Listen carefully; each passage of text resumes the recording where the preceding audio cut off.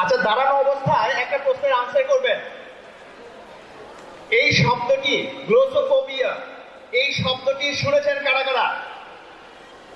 হাত দেখতে চাই কারা কারা? শোনেননি কারা কারা? তাদের হাতটাও দেখতে চাই। কারা কারা যে শোনেননি? শোনেননি? আচ্ছা, যারা শুনেছি তাদের মধ্যে কেউ একটু শেয়ার করতে পারবো? সামনে চলে এসে আমরা দাঁড়ানো অবস্থায় কেউ বলবো না, সাহস করে একজন চলে আসি।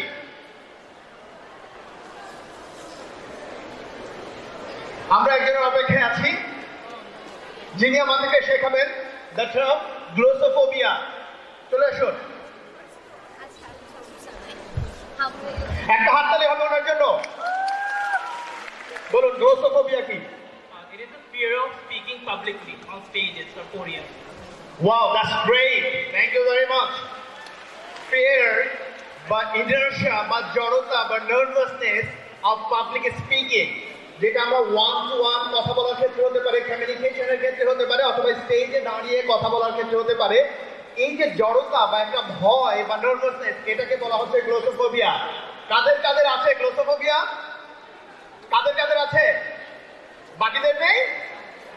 আচ্ছা, আমি যদি বলি I will show you the ways how you can remove your glossophobia. শিখতে চান কারা কারা? সবাই শিখতে চান? হাতটা দেখতে চাই। সবাই সবাই, দ্যাটস গ্রেট। আমি শেখাবো, একটু বসে যাই।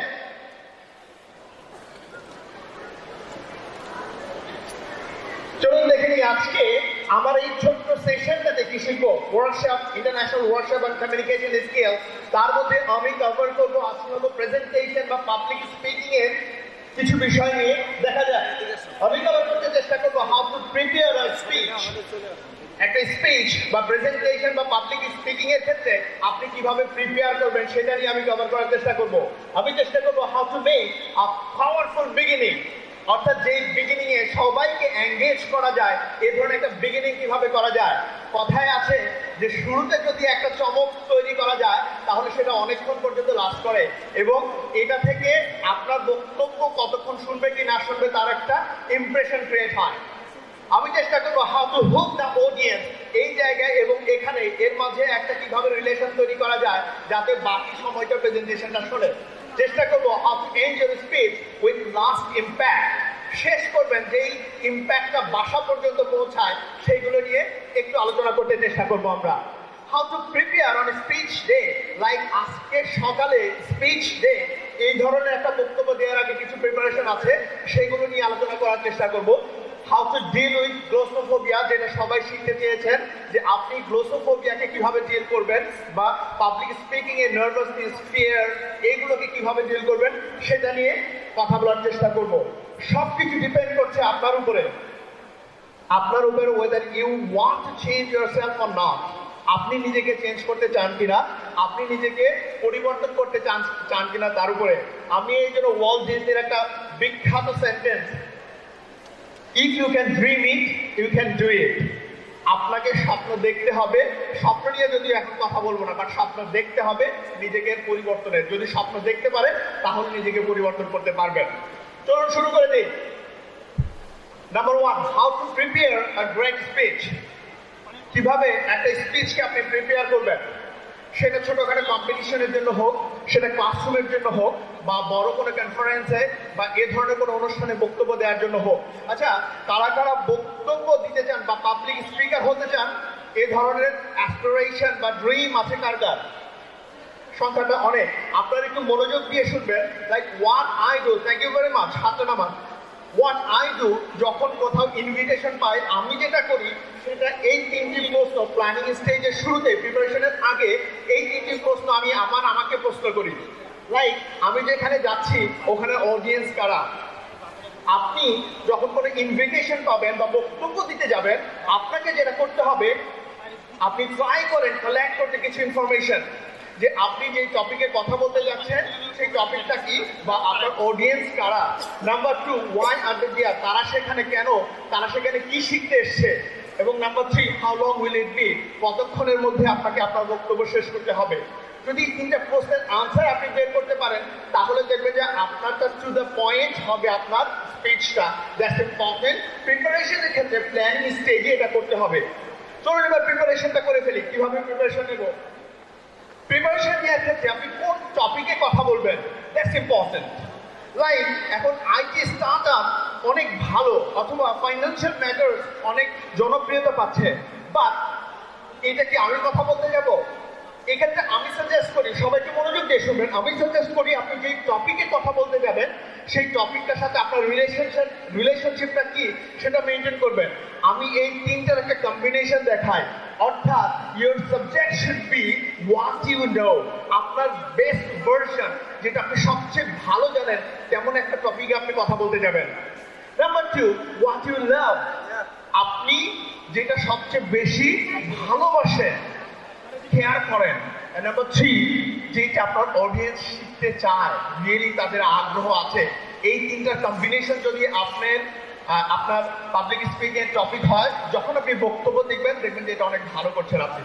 ওকে, ক্লিয়ার? এটাতে এই পয়েন্টটিতে আমরা যখন সাবজেক্ট চুজ করব, কেমন ধরনের সাবজেক্ট চুজ করব, সেই সাবজেক্টে আমরা চুজ করবো যে সাবজেক্ট আমি ভালো জানি, যেটা আমি রিয়েলি আমার আগ্রহ আছে বা আমি ভালোবাসি এই সাবজেক্টে কথা বলতে, এবং পাবলিক ডিমান্ড আছে, তারা শিখতে চায়, জানতে চায়। লাইক আজকে আপনাকে যখন আমি জিজ্ঞাসা করেছি যে কারা কারা গ্লোসোফোবিয়া দূর করতে চান আপনাদের মাঝ থেকে, বা টেকনিক শিখতে চান কিভাবে আপনার গ্লোসোফোবিয়া দূর করবেন, হাত তুলেছেন। এখন যদি আমি টেকনিকটা শেখাই, এইটা বাসা পর্যন্ত যাবে এবং আপনার আগ্রহ আছে, আপনি কেয়ার করেন। পরেরটা দিকে ডু মেগা রিসার্চ। আমরা রিসার্চ করা ছাড়াই বা স্টাডি করা ছাড়াই স্টেজে দাঁড়িয়ে যাই বা বক্তব্য দেওয়া শুরু করি। এতে কি হয়, যারা ওই জায়গাটাতে থাকে তারা বোর্ড হয়ে যায়। সো রিসার্চ করার ওয়েটা কি? হ্যাঁ, এটা সহজ কাজ, আমরা সবাই করি। টপিকটা একটু গুগল করে ফেলি, তাই না? আমি বলছি না আপনি গুগল করবেন না, yes, one of the ways আপনি গুগলিং করবেন, but that should not be the last option or final or only one option to prepare yourself for the presentation. তাহলে আপনাকে কি করতে হবে? গুগল করার পরে এটাকে thoroughly স্টাডি করতে হবে। এর পরের অপশনটা হলো best way. What I do, আমি যখন পাবলিক স্পিকিং এর হোয়াট এভার দ্য টপিক, আমি যখন ট্রেনিং এ যাই, I try to ask some of the audience যে আচ্ছা, আপনি যে পার্টিসিপেন্ট যারা আছে তাদেরকে জানতে চেষ্টা করি তাদের কাছ থেকে যে আপনি যে এখানে আসছেন কি শিখতে চান আপনি আমার কাছ থেকে। লাইক এখানে আমি অর্গানাইজারদের জিজ্ঞাসা করেছি যে যারা পার্টিসিপেন্টস আছেন তারা কি শিখতে চায়। তখন বলো যে এটা international workshop on communication skill. In fact English অলিম্পিয়াডের একটা পার্ট, যেখানে পাবলিক স্পিকিং এর কম্পিটিশনটাও আছে এখানে, যেটা থিয়েটার রাউন্ডে ফাইনাল রাউন্ডে আপনাকে জাজ করা হবে। সো এই টপিকটা তাদের জন্য ইম্পর্টেন্ট। যারা কমিউনিকেশন স্কিলের ওয়ার্কশপে আসছে তারাও শিখতে চায় how to communicate with the people. In fact তারা শিখতে চায় how to develop there presentation or public speaking skill. So এইটার একটা ডিমান্ড আছে তাদের কাছে। কারেক্ট? সো এইভাবে আপনি যখন কোনো সাবজেক্ট চুজ করবেন সেটার উপরে, তারপরে আপনি যখন রিসার্চ করবেন বা স্টাডি করবেন, যেটা থরলি স্টাডি করবেন এবং অডিয়েন্সের ডিমান্ডটা ফুলফিল করার চেষ্টা করবেন। পরেরটাতে যাই, become an subject expert on your subject. আমি এই স্টেটাসটা দিয়েছিলাম কিছুদিন আগে আমার ফেসবুক পেজে। পড়া যায়, পেছন থেকে দেখা যায়। কেউ একজন আসবেন আমাকে হেল্প করার জন্য? কি লেখা আছে এখানে? হ্যাঁ, চলে আসুন। ওয়াও, বড়রা আসতে চায় না, ছোটরা তো ব্যাপক সাহসী। ওর জন্য একটা হাততালি হবে না? বাবা, থ্যাংক ইউ ভেরি মাচ। সুযোগ পেলাম আর দাঁড়িয়ে বক্তব্য দিতে শুরু করলাম। কোনো প্রস্তুতি নেই, কোনো রিসার্চ। শ্রোতাদের কি অবস্থা এই বস্তা পচা বক্তব্য শোনার ব্যাপারে? আমার সিম্পল ফিলোসফি, আমি ততক্ষণ পর্যন্ত বক্তব্য দিতে দাঁড়াবো না যতক্ষণ পর্যন্ত আমি এমনভাবে প্রস্তুত যে আমি ওই টপিকের উপর একটি বই লিখতে পারবো। Thank you very much. বুঝতে পেরেছি। আমি বললে হয়তো অত ভালো বুঝতে পারতাম না, ও বলাতে সবাই ভালো করে বুঝতে পেরেছি, তাই না? ততক্ষণ পর্যন্ত আমি এই জায়গায় দাঁড়াবো না যতক্ষণ পর্যন্ত আমি এমনভাবে ওই টপিকের উপর প্রিপেয়ার যে আমি ওর উপর একটা বই লিখতে পারবো। ততক্ষণ পর্যন্ত যদি না দাঁড়ান, দেখবেন আপনি যখনই সুযোগ পাবেন এবং সেটা 2 মিনিটের জন্য যদি দাঁড়ান, আপনি ইম্প্যাক্ট ফেলতে পারবেন। আপনার অডিয়েন্স আপনাকে নিয়ে কথা বলবে, আপনাকে বলতে হবে না হোয়াট ইউ আর, তারাই বলা শুরু করবে। তো পাবলিক স্পিকিং বা প্রেজেন্টেশনের একটা থাম রুল হিসেবে রাখেন, যেই টপিকে যখনই কোনো সুযোগ পান বক্তব্য দিবেন, বাট তারপরে স্টাডি করেন থরলি। এই জিনিসটা মাথায় রাখেন, never stand up with incomplete, outdated, wrong or misleading information. যদি এটা থাকে, যদি এটা নিয়ে না দাঁড়ান, এই জায়গায় যদি কেয়ারফুল থাকেন, তাহলে আপনার বক্তব্য সবাই পছন্দ করবে। Note down all your points. হ্যাঁ, আমরা যখন একটু পুরনো হয়ে যায় চিন্তা করি, লাইক একটু পুরনো না, সব জায়গায় চিন্তা করি আরে আমি তো সব জানি। বাট এই জায়গাটা most dangerous place in the world. সবচেয়ে ডেঞ্জারাস প্লেস হলো এই জায়গাটা। আমেরিকান পিপলদের মাঝে একটা সার্ভে করা হয়েছিল এবং তাদেরকে একটা প্রশ্ন করা হয়েছিল, আচ্ছা কোন জিনিসটাতে আপনি সবচেয়ে বেশি ভয় পান? You know what? যারা মৃত্যুকে ভয় পায়, এই সিরিয়ালটা এসেছিল নাম্বার 9, এবং পাবলিক স্পিকিং কে ভয় পায়, তার সিরিয়ালটা এসেছে নাম্বার 2। গাড়ি সো এটা most dangerous place in the world. আমি একটা গল্প শেয়ার করি সবসময়। How many of you heard the name Allama Iqbal? কতজন শুনেছেন? Who was Allama Iqbal? He was philosopher, poet, লেখক ছিলেন, একজন দার্শনিক ছিলেন, কবি ছিলেন, তাই না? ওনার একজন বন্ধু ছিল, ওনার নাম হলো গামা পালোয়ান। ওনাকে লেখা হতো দ্য গ্রেট গামা পালোয়ান। হয়তো গুগল করলে নামটাও ঠিক পেয়ে যাবেন, ছবিটা পেয়ে যেতে পারেন। দ্য গ্রেট গামা পালোয়ান, উনি আল্লামা ইকবালের বন্ধু ছিল। তো একদিন গামা পালোয়ান আল্লামা ইকবালকে বলছে যে আচ্ছা তুমি তো বক্তব্য দিয়ে বেড়াও, এটা পৃথিবীর সবচেয়ে সহজ একটা কাজ। তোমাকে নিজেকে যদি প্রুফ করতে চাও, come to the stage. Stage বলতে রেসলিং এর রিং এ আসো এবং প্রুভ করো you have really something inside you. তখন আল্লামা ইকবাল মুচকি হেসে বলল, ঠিক আছে আমি তোমার ওই রিং এ যাব, বাট বিফোর দ্যাট তুমি যেহেতু আমাকে চ্যালেঞ্জটা দিয়ে দিয়েছো, you have to prove. Giving a speech is really easy task in the world. এটা তোমাকে প্রুভ করতে হবে। তো একদিন দিনক্ষণ ঠিক হয়ে গেল, এরকম একটা অডিটোরিয়াম যেখানে আল্লামা ইকবাল বসে আছে সামনের সারিতে। গামা পালোয়ানকে অ্যানাউন্সার ওখান থেকে অ্যানাউন্স করলো যে এখন আপনাদের সামনে বক্তব্য দেবে দ্য গ্রেট গামা পালোয়ান। ওই জায়গা থেকে এই পর্যন্ত আসতে আসতে গামা পালোয়ান স্টার্টেড সোয়েটিং, একদম পুরো মানে ঘেমেটের অবস্থা খারাপ। যখন সে বক্তব্য দিতে শুরু করলো, কি বলবে ভুলে যাচ্ছে, তার গলাটা শুকিয়ে যাচ্ছে। একটা পর্যায়ে সে বলল যে দেখুন, বক্তব্য দেওয়াটা আমার কাজ না, এটা আল্লামার কাজ। আমার কাজ রেসলিং এর রিং এ কুস্তি লড়া, সেই কাজটা আমি করি, আল্লামার কাজ আল্লামাটা করুক বলে উনি নেমে গেলেন। নেমে গিয়ে আল্লামাকে বলছে যে বন্ধু, কি এমন কাজ? আমি ইউজুয়ালি যখন রেসলিং এ নামতে যাই তার আগে ওয়ার্ম আপ করি, and it takes more than 1 hour to start sweating. আমি যখন ওয়ার্ম আপ করি, বাট এখানে 1 মিনিটের মধ্যে আমি মোটামুটি ঘেমে টেমে শেষ হয়ে গেলাম। কি কাজ এটা? সি, বক্তব্য দেওয়া এত সহজ কাজ না। এই জন্য আমি এই পয়েন্টে এখানে সংযুক্ত করেছি, নেভার ট্রাস্ট ইউর মেমোরি। আমি এটা বলি, ডোন্ট ট্রাস্ট ইউর মেমোরি। আপনার মেমোরিকে আপনি বিশ্বাস করবেন না, এটা আপনাকে বিট্রে করবে দ্য রাইট মোমেন্টে, যখন এখানে মাইক্রোফোন হাতে দাঁড়াবেন। What ever the presentation condition, সেটা 10 জন অডিয়েন্স হোক আর 20 জন হোক আর 1000 হোক, এই জন্য আপনার পয়েন্টসগুলো আপনার হাতে থাকা ভালো। That will help you recall your points and other stories. ছোট ছোট কিউ আকারে যদি হাতে থাকে বা স্লাইডে থাকে বা নোট করে রাখে, যেটা আপনাকে হেল্প করবে। ওকে, পরেরটাতে যাই, structure your information. That's important part. Structure, আপনার ইনফরমেশনটা, বক্তব্যটা স্ট্রাকচার করবেন কিভাবে, এটা খুবই ইম্পর্টেন্ট একটা পার্ট। আমি এক্ষেত্রে সিম্পল একটা ফর্মুলা ফলো করি, যেটাকে আমরা বলছি KISS. Keep it simple story, অনেকে বলে keep it simple stupid. Whatever you do, একটা সিম্পল স্ট্রাকচার আপনাকে ফলো করতে হবে প্রেজেন্টেশন সাজানোর জন্য। তাহলে স্ট্রাকচারটা কি?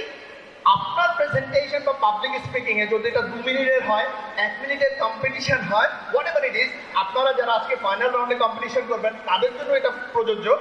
যারা করবেন, আপনার স্পিচটাতে যেন এই 3টা জিনিসের একটা সংমিশ্রণ থাকে। লাইক একটা ইন্ট্রো থাকবে, মেইন থিমটা নিয়ে আপনি কথা বলবেন, ফাইনাল একটা কনক্লুশন। সো ইন্ট্রোতে কি করবেন, আপনি অডিয়েন্সের একটা অ্যাটেনশন নেওয়ার চেষ্টা করবেন what you are going to talk about. I mean, you have to create a valid reason. Why should I listen to you throughout your entire 2 hours or 1 hour, 1 minute, whatever the time period? why should I listen to you? You have to create a valid reason for that. Okay? একটা valid reason আপনাকে create করতে হবে। Number 2, আপনার টপিকের সাথে related কিছু কথা আপনাকে অবশ্যই বলতে হবে। And finally, একটা কি মেসেজ দিয়ে আপনার কথাটাকে শেষ করতে হবে। আর এটা যদি লম্বা বক্তব্যের ক্ষেত্রে হয়, যেটাকে আমরা আরেকটা ভাষায় বলছি, লাইক আমরা এখন বাংলাদেশে একটা টার্ম সব জায়গায় চলছে মোটিভেশনাল স্পিচ, তাই না? শুনেছি না আমরা? বা ইন্সপিরেশনাল স্পিচ। যদি আপনি এই মোটিভেশনাল ইন্সপিরেশনাল যেখানে অথবা সেলসের জন্য হোক বা আপনার ক্লাসরুমের জন্য হোক, আপনার অডিয়েন্সকে যদি আপনি পারসুয়েট করতে চান বা তাদেরকে ইনফ্লুয়েন্স করতে চান, ইন্সপায়ার করতে চান, মোটিভেট করতে চান, তো সেক্ষেত্রে আমরা একটা ফর্মুলা ইউজ করি। এটা স্ট্রাকচার 1-এ বলছে, এটাকে আমরা প্রবলেম সলিউশন স্ট্রাকচার। ওকে, প্রবলেম সলিউশন স্ট্রাকচার। তাহলে প্রবলেম সলিউশন স্ট্রাকচার কি সিম্পল? ঢাকা শহরে প্রচন্ড ট্রাফিক, সবাইকে মনোযোগ দিয়ে শুনি। ঢাকা শহরে প্রচন্ড ট্রাফিক, রাস্তাঘাটে চলাটা খুব কষ্টকর পাবলিক ট্রান্সপোর্টে। ইউ হ্যাভ মানি, বাট আপনার হয়তো গাড়ি কেনেননি। তাহলে আপনাকে ইন্সপায়ার করছি যে ঢাকা শহরে যে কোনো সময় ছিনতাই হতে পারে, গরমে আপনি ঘামতে পারেন, পাবলিক স্পিকিং অথবা যেখানে প্রোগ্রামে যাচ্ছেন সেখানে গিয়ে অবস্থা খারাপ হতে পারে। এইটা হলো সিচুয়েশন। আমি এটাকে আরো বড় একটা প্রবলেম তৈরি করছি, একটা বাস্তবতাকে প্রবলেম তৈরি করছি। এই প্রবলেমটাকে আরো বড় একটা প্রবলেম নিয়ে আছেন, ফাইনালি সলভ করছি কিভাবে? বলছে ফাইন, আমার উবার বা পাঠাওয়ের এই সেবাটি আপনি ইউজ করতে পারেন, এবং এটা ইউজ করার জন্য বেশি দূর যেতে হবে না। এখনই মোবাইল অপশনে যান, একটা অ্যাকাউন্ট খুলে ফেলেন। লাইক অ্যাকশন স্টেপ, এটা একটু ডিফারেন্ট স্টেজে বলি। লাইক এখন বাংলাদেশের জব ক্রাইসিস আছে, এটা বাস্তবতা। একটা স্ট্যাটিস্টিক বলছে যে গ্র্যাজুয়েটের মধ্যে 47% বাংলাদেশি গ্র্যাজুয়েট আর আনএমপ্লয়েড, বা তারা চাকরি পাবে না, এটা বাস্তবতা। তার মানে কি প্রতি 100 জন মানুষে 50 জনের মতো চাকরি পাবে না, এইটা হলো বাস্তবতা। এই বাস্তবতায় যারা চাকরি যদি পেতে চান বা নিজেকে যদি ওই চাকরি পাওয়াদের কাতারে নিয়ে যেতে চান, ইউ হ্যাভ টু একটা জায়গায় আপনাকে রিচ করতে হবে। সেই জায়গায় রিচ করতে হলে দেখেন, এবার এটাকে প্রবলেম কি করবো? বাংলাদেশে মনে করেন যারা সিভি রাইটার বা ট্রেনিং প্রোভাইড করে চাকরি রিলেটেড, তারা এই চাকরি প্রবলেমটাকে একটা বড় ইস্যু হিসেবে দাঁড় করাবে। যেহেতু বাস্তবতা একটা প্রবলেম কিন্তু আছে, এটা একটা বড় ইস্যু হিসেবে দাঁড় করাবে। ফাইনালি সলভ করার জন্য তারা একটা সমাধান দিবে। ওকে, আমার থেকে সিভি লিখে নেন, তাহলে আপনার চাকরি বাজারে চাকরি করা সহজ হবে। বা এটাকে আরেকটু ডিফারেন্ট স্টেজে নিয়ে যাবে যে এই ট্রেনিংটা করে, তাহলে আপনার সমাধানটি হয়ে যাবে। অর্থাৎ প্রবলেম সলিউশন স্ট্রাকচার, একটা প্রবলেম আছে, এটাকে বড় ইস্যু হিসেবে দেখাবে, ফাইনালি এটা সমাধান করা এবং অ্যাকশনে নিয়ে যাওয়া, যে এই মুহূর্তে যদি আসেন তাহলে এটা করতে পারবেন। এটা একটা স্ট্রাকচার হতে পারে আপনার প্রেজেন্টেশনে। একটু লম্বা, একটু কঠিন, প্র্যাকটিক্যালি করালে একটু ভালো হতো। আরেকটা স্ট্রাকচার, আমাদের অনেক সময় একটা গল্প বলতে হয় না, গল্প শেয়ার করতে হয়। তাহলে গল্প শেয়ার করার ওয়েটা কি হতে পারে? ইন্সপিরেশনাল বক্তব্য দেওয়ার ক্ষেত্রে আমি একটা গল্প শেয়ার করি। আচ্ছা, ঢাকাতে, এখানে ঢাকার কতজন আছি আমরা? Fine, that's great. ওয়ার্কশপে বেশি আছি, ইংলিশ অলিম্পিয়াডে একটু কম আছে। ফাইন, ওয়ার্কশপে যারা আছে, ঢাকাতে ধূপখোলা জায়গাটা শুনেছি আমরা নাম? ধূপখোলা পুরান ঢাকার দিকে, তাই না? ধূপখোলা বস্তির পাশে একটা মেয়ে জন্ম নিয়েছিল। জন্মের পর ডাক্তার এসে বলছে যে এই মেয়েটা তার ফ্যামিলির জন্য, সমাজের জন্য, সোসাইটির জন্য একটা বড় বোঝা হতে যাচ্ছে। কেন জানেন? কারণ এই মেয়েটা কখনো হাঁটতে পারবে না, কখনো কথা বলতে পারবে না। ফ্যামিলির লোকজন আশা ছেড়ে দিয়েছে, সমাজের লোকজন আশা ছেড়ে দিয়েছে। তো মেয়েটা বড় হতে থাকে, একটা পর্যায়ে 15 বছর পর্যন্ত মেয়েটা বড় হচ্ছে। আশেপাশে বস্তির অন্যান্য প্রতিবেশীরা কত কথা বলা শুরু করেছে যে মেয়েটাকে রেখে কি হবে, ফেলে দাও, মেরে ফেলো, হ্যান করো, ত্যান করো। তো বাবা মা তো তার মেয়ে সন্তান ভালোবাসে। তো বাবা মানুষের কথা বিরক্ত হয়ে একটা পর্যায়ে এসে মেয়েটাকে বলছে যে আর মানুষের কথা শুনতে আমার ভালো লাগে না, এবার তোমাকে হাঁটতে হবে, ওঠো। তাকে কোলে করে নিয়ে ধূপখোলা মাঠে ছেড়ে দিয়েছে। মেয়েটা উঠে দাঁড়ায় পড়ে যায়, হাঁটতে শুরু করে, আবার পড়ে যায়। একটা পর্যায়ে মেয়েটা হাঁটা শুরু করে। হেঁটেই শুধু ক্ষান্ত হয়নি, থেমে পড়েনি, বারবার পড়ে গেছে, বাট সে চেষ্টা করেছে। চেষ্টার একটা পর্যায়ে মেয়েটা দৌড়ানো শুরু করে এবং সে একটা পর্যায়ে গিয়ে বাংলাদেশের হয়ে স্পেশাল অলিম্পিকে দৌড়ে গোল্ড জয় করে নিয়ে এসেছে। এটা হলো আমার স্টোরি। সে হাল ছেড়ে দেয়নি, সে গিভ আপ করেনি, সে এন্ড করে দেয়নি। যেখানে সবাই হতাশা ব্যক্ত করেছিল, সে হতাশ হয়ে যায়নি। She didn't give up. সে হাল ছেড়ে দেয়নি, সে জয়ী হয়ে এসেছে। আচ্ছা, আমার গল্পে যে স্টোরিটা আমি শেয়ার করলাম এটাকে বলছে ক্লাসিক স্টোরি স্ট্রাকচার। যখন আপনি কাউকে মোটিভেট করবেন, ইন্সপায়ার করতে চান কোনো গল্প দিয়ে, এই স্ট্রাকচারটা আপনি ফলো করবেন। তাহলে স্ট্রাকচারটা কি? Number one, make a plot of the story. একটা প্লট তৈরি করতে হবে। আমি ভূতখোলা জায়গাটা যারা চেনেন তার সাথে রিলেট করেছি, সেই মেয়েটাকে নিয়ে একটা গল্প, একটা প্লট তৈরি করেছি। তারপরে ফাইন্ড আ হিরো। আচ্ছা, আমার গল্পের হিরোকে ওই মেয়েটি, তাই না? শিউলির সাথে।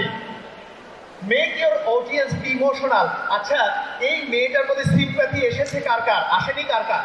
সবারই এসেছে, তাই না? এসেছে কার কার? মোটামুটি মেয়েটা হাঁটতে পারে না, তারপরে গিভ আপ করেনি, চেষ্টা করেছে, পড়ে গিয়েছে, চেষ্টা করেছে, একটা ইমোশনাল অ্যাটাচমেন্ট অডিয়েন্সের সাথে। And finally go to the main motivation. আচ্ছা, এখানে হাত নেই কেমন এমন কেউ আছেন? চোখ নেই এমন কেউ আছেন? পা নেই আছেন? সবারই হাত আছে, পা আছে, চোখ আছে। আচ্ছা, শিউলি সাথী যদি গিভ আপ না করে, সে যদি পারে, আপনি আপনাকে যদি চেঞ্জ করতে চান, আপনার হাত আছে, পা আছে, চোখ আছে, দেখতে পারেন, শুনতে পারেন, পড়তে পারেন, তাহলে আপনি নিজেকে কেন চেঞ্জ করতে পারবেন না? পারবেন? কারা কারা নিজেকে চেঞ্জ করতে পারবেন? ওকে, এটা ছিল এক্সাম্পল এটার জন্য। Thank you very much. অর্থাৎ আপনি যখন কোনো স্টোরি শেয়ার করবেন, শুধু শুধু স্টোরি না, শুধু শুধু একটা ভিডিও দেখানো না, আপনি যখন পাবলিক স্পিকিং বা প্রেজেন্টেশন দেবেন, একটা স্টোরি বললে এই স্ট্রাকচারটা ফলো করুন, ফাইনালি মেইন মোটিভেশনে আপনি যাবেন। এমনি এমনি বলে দিবেন না। Got it? ওকে, আমি পরেরটাতে যাই। হ্যাঁ, এইটা সবচেয়ে বেশি ইম্পর্টেন্ট। প্রেজেন্টেশন বা পাবলিক স্পিকিং এর ক্ষেত্রে আপনাকে অনেক বেশি প্র্যাকটিস করতে হবে। এই জন্য একই শব্দ তিনবার লেখা, প্র্যাকটিস, প্র্যাকটিস অ্যান্ড প্র্যাকটিস। প্র্যাকটিসের কিছু ওয়ে আছে। নাম্বার ওয়ান ওয়ে হলো, আপনি যখন কোনো টপিকের প্রিপারেশন নেবেন, অ্যাটলিস্ট আপনি 6 বার সেটা প্র্যাকটিস করবেন বা বলবেন। সেটা আপনি পাওয়ারপয়েন্ট স্লাইড তৈরি করে হোক, যেটাই করেন না কেন, অ্যাটলিস্ট 6 বার আপনি এটাকে, এটা আমার কথা না, এইটা যারা প্রেজেন্টেশন নিয়ে কাজ করছে সেই রিসার্চ থেকেই বের হয়ে এসছে। প্রথমে প্র্যাকটিস করার ওয়েটা হলো, আপনি সাইলেন্টলি প্র্যাকটিস করবেন, দেন আপনার পুরো বক্তব্যটা একবার প্র্যাকটিস করে যাবেন। যদি আপনি 10টা স্লাইডে একটা প্রেজেন্টেশন তৈরি করেন, এক টানা আপনি এটা বলে যান। এরপরে আপনি আয়নার সামনে দাঁড়িয়ে বলেন, দেখেন আপনার ফেশিয়াল এক্সপ্রেশনটা কেমন, উচ্চারণগুলো ঠিক মতো হচ্ছে কিনা, হাসার জায়গায় হাসছেন কিনা, ইমোশনাল হওয়ার জায়গায় ইমোশনাল হচ্ছেন কিনা, নিজেকে ঠিক করুন। প্রয়োজনে এখন তো সবার হাতে স্মার্টফোন আছে, হোয়াট ইউ ক্যান ডু, আপনি কাউকে যে একটু ভিডিও টেপ করেন, করার পরে এরপরে রেখে দেন, রাতে সকালে ভিডিও টেপ করেন, সারাদিন রেখে দেন, রাতের বেলা you start watching your video. এখান থেকে অনেকগুলো ভুল বের করতে পারবেন। যখন দেখবেন নতুন কিছু আইডিয়া তৈরি হবে, যেখানে আপনি ডেভেলপ করতে পারবেন, ইমপ্রুভ করতে পারবেন নিজেকে।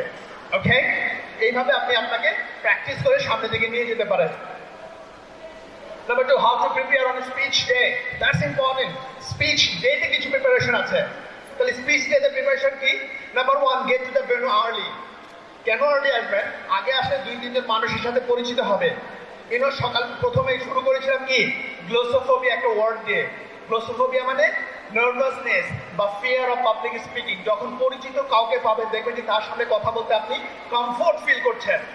অপরিচিত মানুষজনের সামনে কথা বলতে আমরা কমফোর্ট ফিল করি না।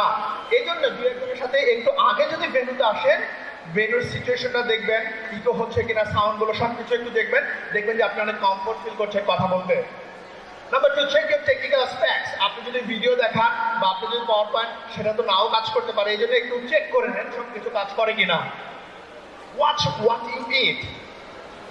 গত রাতে কি দিয়ে খেয়েছেন, সকালবেলা যেন আপনার সাথে কথা বলতে গিয়ে বের হয়ে না আসে, বুঝে না যায়। That's important. কোন শাক দিয়ে রাতের বেলা খেয়েছি, সকালবেলা যেন বোঝা না যায়।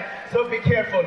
আরেকটা জিনিস, সকালবেলা যদি আপনি চা বা কফি, ক্যাফিন জাতীয় কিছু খান, দেখবেন কথা বলতে গিয়ে আপনি মুখ শুকিয়ে যাচ্ছে। Exercise, that's important. আমি এখানে ওঠার আগে ওয়াশরুমে গিয়ে একটু ফেশিয়াল এক্সপ্রেশনটা চেঞ্জ করেছিলাম, একটু এক্সারসাইজ করেছি। ইনফ্যাক্ট এইটা অনেক বেশি প্র্যাকটিসের মাধ্যমে, আপনার যদি কোনো ওয়ার্ড, কোনো সাউন্ড বলতে অসুবিধা হয়, কন্টিনিউয়াস প্র্যাকটিসের মাধ্যমে আপনি এর থেকে বের হয়ে আসতে পারেন। ইউনো হোয়াট, আমার বাংলা কিছু সাউন্ড বের হতে সমস্যা হতো। যেমন একটি শব্দ আমি বেরই করতে পারতাম না, শব্দটি হলো মিলনায়তন। তো আমাকে যখন প্রথমবার অ্যাঙ্করিং করতে বলা হলো, তখন আমি প্রায় 3 মাস লেগেছে মিলনায়তন শব্দটি মুখ দিয়ে একবার বের করতে, আটকে যেত কোথাও না কোথাও। সো ফেশিয়াল এক্সপ্রেশনটা, তার আগে এই মুখের কিছু ব্যায়াম আছে। আমার ভাইকে আজকে ব্যায়ামগুলো দেখিয়েছেন কিনা? আমার ভাই ব্যায়ামগুলো দেখিয়েছেন মুখে? মুখের ব্যায়াম দেখানোর সময় হয়নি। মুখের ব্যায়ামগুলো খুবই ইম্পর্টেন্ট, তাহলে আপনার মুখের জড়তাটা কেটে যাবে। লাইক আপনাকে 3 মিনিট পরে বক্তব্য শুরু করতে হবে, এই 3 মিনিটে মুখের কিছু চোয়ালের ব্যায়ামগুলো আপনি করে ফেলতে পারেন। আচ্ছা, আমি কিন্তু একটা দেখাবো। ওকে, লাইক মুখটা ছোট থেকে বড় হা করবেন, করুন সবাই, সবাইকে করুন। করতে পারছেন? করতে পারছেন? কই দেখছি না তো।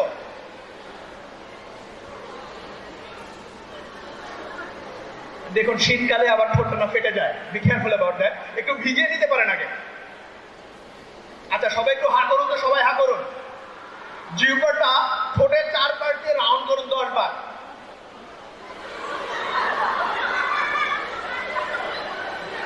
রিভার্স মোডে আরো 10 বার। এখন কিন্তু আমি ফুললি প্রিপেয়ার্ড বাকিটা কন্টিনিউ করার জন্য। ওকে, মৌলিক স্বরধ্বনি আমরা চিনি বাংলায়, আমরা তো বাংলা প্রায় ভুলতেই বসেছি, তাই না? মৌলিক স্বরধ্বনি কয়টি কেউ বলতে পারবেন? কয়টি? 3টি, 4টি, 7টি, 7। ওকে, কি কি বলতে পারবো?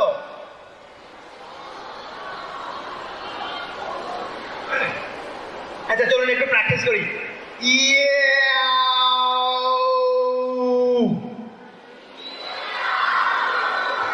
মৌলিক 7টি স্বরধ্বনি হয়ে গেছে।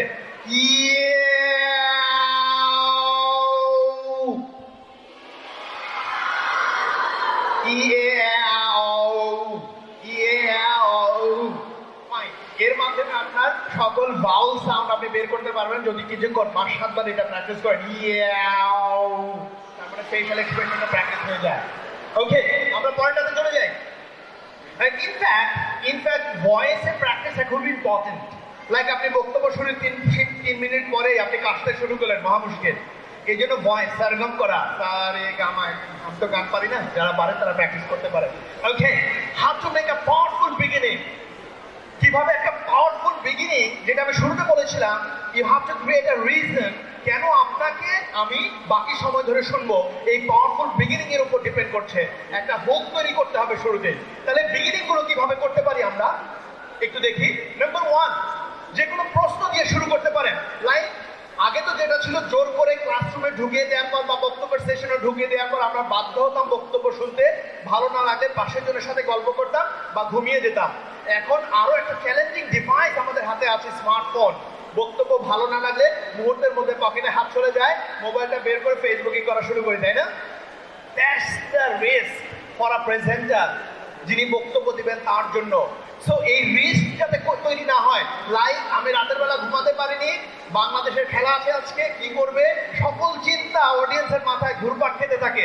এর থেকে যদি তাকে বের করে আপনার এই স্টেজে, এই অডিটোরিয়ামে আনতে চান, তাহলে কি করতে হবে? আপনি তাকে প্রশ্ন জিজ্ঞাসা করুন। যখন আমি আপনাকে জিজ্ঞাসা করলাম how many of you heard the term glossophobia, সবাই চিন্তা করতে লাগছেন, আচ্ছা ফোবিয়া তো বুঝতে পেরেছি, মানে ভয়, গ্লোসোটা কোত্থেকে আসলো? তার মানে কি সবাই যে যেখানে ছিলেন সেখান থেকে এখানে চলে এসেছেন, তাই না? সো পাওয়ারফুল বিগিনিং এর one of the best ways হলো আস্ক কোয়েশ্চেন। যে কোনো কোয়েশ্চেন শুরু করতে পারেন। তার মানে আপনি তাদেরকে এঙ্গেজ করতে হবে আপনার প্রেজেন্টেশন বা পাবলিক স্পিকিং এর শুরুতে। যদি এঙ্গেজ করতে পারবেন, you grab the attention of your audience, and that's important for a powerful beginning প্রেজেন্টেশনের জন্য। Number 2, give a quotation. যে কোনো একটা কোটেশন দিয়ে আপনি শুরু করতে পারেন। Number 3, state a surprising fact. যে কোনো একটা সারপ্রাইজিং ফ্যাক্ট দিয়ে শুরু করতে পারেন আপনি।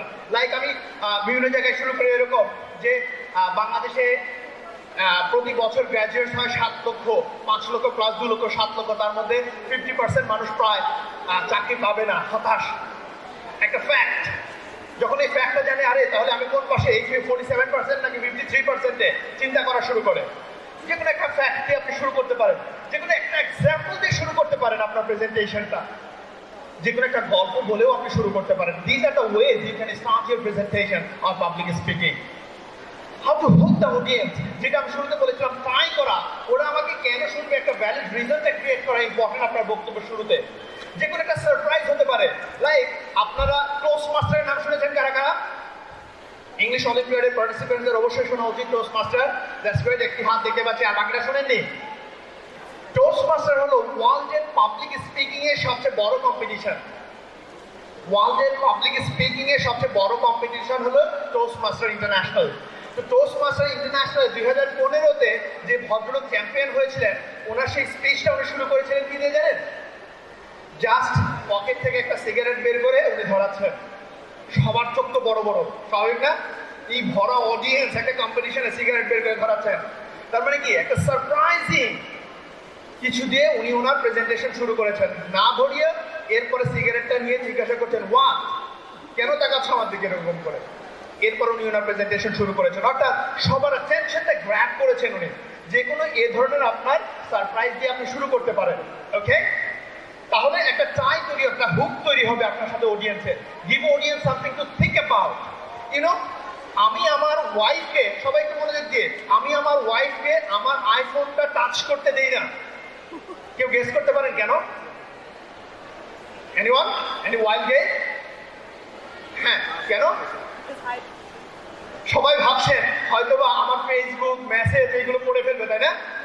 আমার ফ্রেন্ড লিস্টে কারা আছে এগুলো দেখে ফেলবে। গত রাতে চুপি চুপি কার সাথে আমি একটু চ্যাটিং করেছিলাম দেখে ফেলবে নাকি? অফিসে গিয়ে কার সাথে আমার সেলফি আছে এগুলো দেখে ফেলবে। এই জন্য পাসওয়ার্ড দিয়ে মোটামুটি রেখে দিই যাতে আমার ওয়াইফ আমার আইফোনটা টাচ করতে না পারে, এরকম কিছু। ইউনো হোয়াট, আমি আমার ওয়াইফকে আইফোনটা টাচ করতে দেই না, কারণ আমার তো আইফোন নেই, আমার হচ্ছে স্যামসাং। শক হবেন না? এই ধরনের হোয়াটএভার, এই ধরনের একটা শকিং কিছু দিয়ে আপনার স্টোরি আপনি ক্রিয়েট করবেন। তার মানে হুক তৈরি করলেন যে আরে কেন উনি ওয়াইফকে আইফোন টাচ করতে দেয় না? সবাই চিন্তা করা শুরু করছে। সবাই যখন চিন্তা করা শুরু করেছে, আমি আপনার বক্তব্য তারা শোনা শুরু করেছে। বাট সো এই ধরনের সারপ্রাইজিং কিছু, শকিং কিছু আপনি দিতে পারেন। তারপর কিপ ইউর অডিয়েন্স গেসিং। আচ্ছা একটু বলেন তো দেখি, এই জায়গাটা 99 + 11 কত হয় যোগ করলে? কত? ওয়াও, এই তো সবাই যোগ করছে, তাই না? This number is nothing. এই নাম্বারটা কিচ্ছু না। তার মানে কি আপনারা যে যেখানে ছিলেন সবাইকে এই নাম্বারে নিয়ে এসেছি। কেন নিয়ে এসেছি? যাতে আপনি আমার প্রেজেন্টেশনে ফিরে আসেন। যেখানে ছিলেন সেখানে এই জায়গায় ফিরে এসেছেন। সো এই সারপ্রাইজিং ফ্যাক্ট, এই ধরনের গেস করতে দেওয়া, চিন্তা করার সুযোগ দেওয়া, এঙ্গেজ করা, this are call hook of your presentation. এইটা খুব ইম্পর্টেন্ট, ওকে? আরেকটা স্টোরি, যে কোনো স্টোরি দিয়ে শুরু করলে সবাই পিন ড্রপ সাইলেন্স স্টোরি শোনে। যদি আপনি রিলেট করতে পারেন, এটা হতে পারে involve. Ask your audience to raise hands. আমি শুরুতে একদম হাত তুলতে বলেছিলাম না?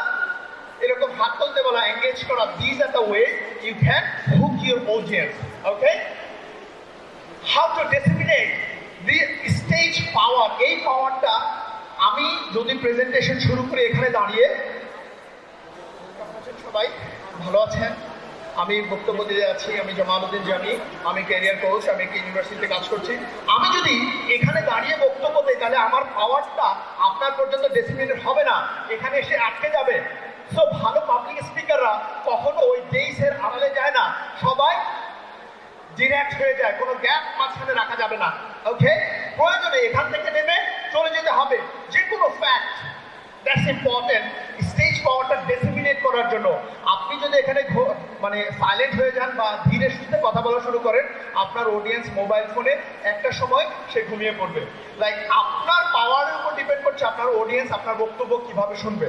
সো আপনার পাওয়ারটা ওই জায়গায় ডেসিমিনেট করতে হবে। দেখুন আমি যখন এখানে যাচ্ছি, এখান থেকে কিন্তু দৌড়ে এখানে গিয়ে ফ্যাক্ট দেখাচ্ছি, তার মানে আমি লাইভ স্টেজে।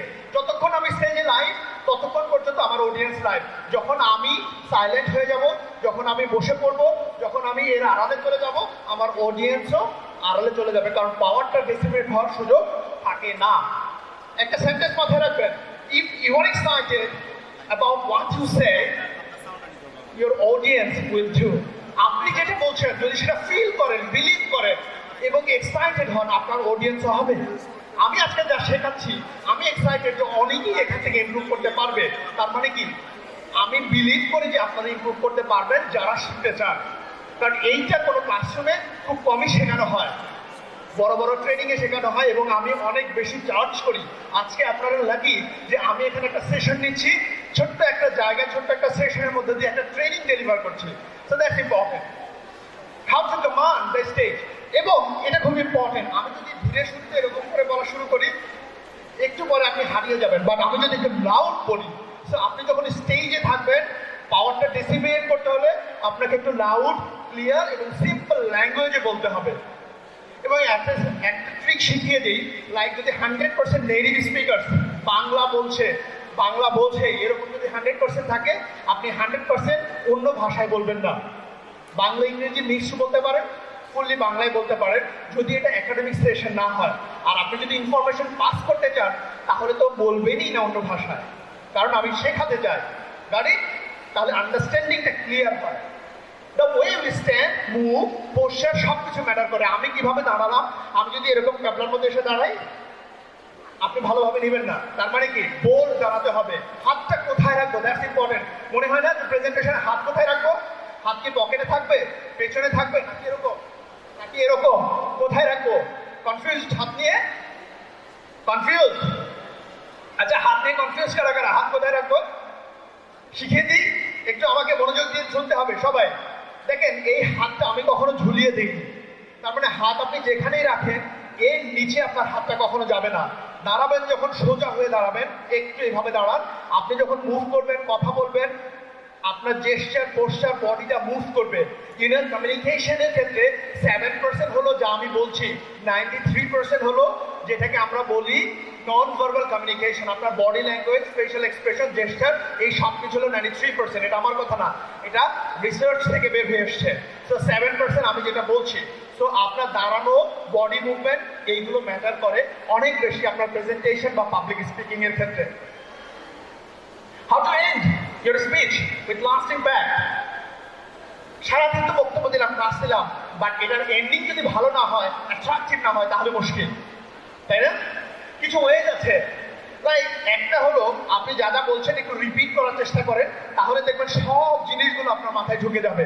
আমি অডিয়েন্সের মাথায় ঢুকবে বা একটু রিকল করার চেষ্টা করবে, তারা বাসা পর্যন্ত যাবে। হতে পারে আপনি যে পয়েন্টসগুলো বলেছেন এগুলো একটা সামারি করতে পারেন, আপনি রিপিট করার সময় নাও হতে পারে।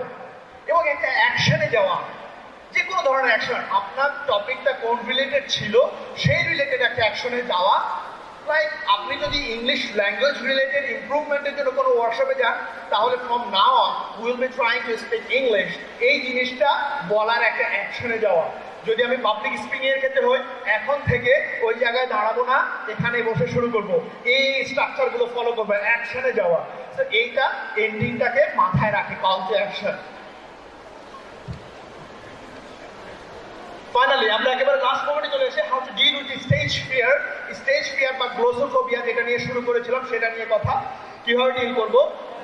স্বাভাবিকভাবে আমাদের এটা আছে গ্লোসোফোবিয়া। একটু দেখুন একটু লাল কালারের এটা, না না না, আমার পাশে ওনাকে না, ওই যে লাল কালার। ওকে, তার মানে কি, স্টাডি বলছে যে পাবলিক স্পিকিং এর ফিয়ারটা হলো নাম্বার 2। কেন আমরা ভয় পাই, গ্লোসোফোবিয়া বা নার্ভাসনেস কেন কাজ করে, এইটা যদি আইডেন্টিফাই করতে পারেন, তাহলে আপনি আইডেন্টিফাই করতে পারবেন এটা দূর করার ওয়েজগুলো। তাহলে কেন আমরা ভয় পাই বা গ্লোসোফোবিয়া কাজ করে বা স্টেজ ফিয়ার কাজ করে। আমি যখন এখানে দাঁড়াই, তখন আমি মনে করি এই যে সামনে যারা বসে আছে না, এক একজন মনে হয় আইনস্টাইন হয়ে বসে আছে, হাতে মনে হয় একটা কিছু আছে, আমি একটা ভুল করব, একেবারে আমার কল্লা শেষ। এই যে ধারণা যে আমি ভুল করলে মানুষজন আমার গলা কাটবে, সামনে সবাই বসে আছে আমার ভুল ধরার জন্য, এই ধারণাগুলো আমার ভয়ের অন্যতম কারণ। এই ধারণাগুলো যদি আপনি আইডেন্টিফাই করতে পারেন যে এই কারণে আমি ভয় পাচ্ছি, তাহলে এটা ফেলে দেন, যে এখানে কেউ আমার ভুল ধরার জন্য বসে নেই। এখানে যারা বসে আছে তারা আমাকে হেল্প করতে চায়, যেন আমার বেস্টটা আমি দিতে পারি, তাই না? আপনি যখন এখানে দাঁড়াবেন, যে জায়গায় আপনি দাঁড়িয়ে বক্তব্য দেন, এটা মাথায় রাখবেন, আপনার সামনে অডিয়েন্স যারা কেউ আপনার ভুল ধরার জন্য বসে থাকে না, সবাই চায় যেন আপনি আপনার বেস্ট দিতে পারেন, আপনার বেস্টটা পারফর্ম করতে পারেন। যদি এটা করতে পারেন, দেখবেন যে ভয়টা আর থাকছে না। সকল নেগেটিভ ধারণা মাথা থেকে ফেলে দেন, পজিটিভ চিন্তা করতে থাকেন যে আমি বক্তব্য দেওয়ার পরে এই ভাইয়ারা যারা সামনে বসে আছে তারা হ্যান্ডশেক করবে আমার সাথে, বলবে খুব ভালো হয়েছে, আমার পিঠে একটা তালি দেবে। যদি এই পজিটিভ ধারণা করতে পারেন, দেখবেন যে আপনার বক্তব্য ভালো হচ্ছে এবং আপনি সাকসেসফুলি আপনার প্রেজেন্টেশন শেষ করতে পারছেন। মোটামুটি এটা ফাইনাল পয়েন্ট, যেটা হলো প্রথমবার দাঁড়িয়ে যে আপনি একদম ফাটিয়ে ফেলবেন এরকম কিছু না। প্রথমবার এটা কাজ করবে না, মাথায় রেখে শুরু করে দেন। একবার, দুবার, তিনবার, চারবার, পাঁচবার, একটা সময় দেখবেন আপনি ভালো বলা শুরু করেছেন। ওকে, তো থ্যাংক ইউ ভেরি মাচ। মোটামুটি সারাদিনে এই আমি সকাল থেকে যতটুকু আমি বলার চেষ্টা করেছি এই জিনিসগুলো, কিভাবে একটা স্পিচ প্রিপেয়ার করবেন, কিভাবে হুক করবেন, কিভাবে স্পিচ দিতে প্রিপারেশন নেবেন, অ্যান্ড ফাইনালি গ্লোসোফোবিয়া বা স্টেজ ফিয়ারটা কিভাবে দূর করবেন, এই ছিল আমার আজকের প্রেজেন্টেশন। প্রশ্ন এখন নিচ্ছি না, আমরা সোজা প্র্যাকটিস সেশনে চলে যাচ্ছি। আমি ভলেন্টিয়ার্স তাদের একটু সহযোগিতা যাচ্ছি। আচ্ছা, মাইক্রোফোনটা আমি হ্যান্ড ওভার করে দিই।